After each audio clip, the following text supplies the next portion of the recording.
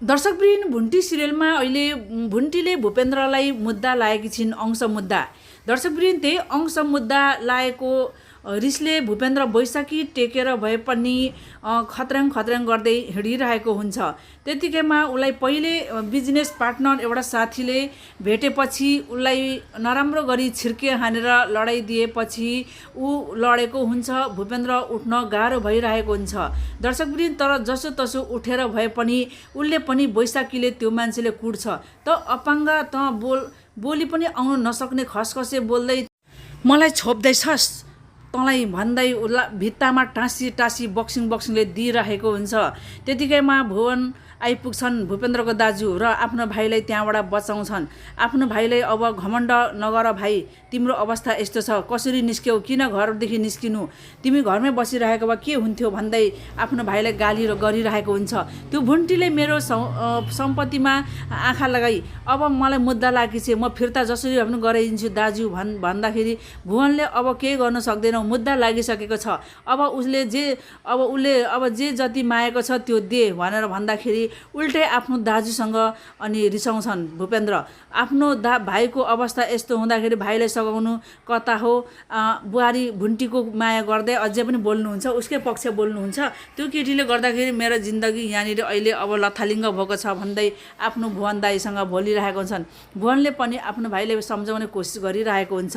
के गर्नु, आफ्नो भाइको गल्ती धेरै भएको भुवनले पनि देखिरहेछन्। तर पनि भूपेन्द्रले आफ्नो गल्ती कहिल्यै देख्दैनन्। आफ्नो श्रीमती घरमा हुँदै पनि अर्कै केटीसँग लागेर आफ्नो श्रीमतीलाई हेला गर्नु र आफ्नो गर्लफ्रेन्ड पनि घरमै फेरि ल्याएर राख्नु, त्यो अवस्थामा भुन्टीलाई कस्तो भएको होला। भुन्टीलाई पनि एकदम सहन गाह्रो भएपछि मात्रै यो निर्णय गरेको थियो दर्शकवृन्द। अब भुन्टीले अंश मुद्दा ल्याइसकेको छ।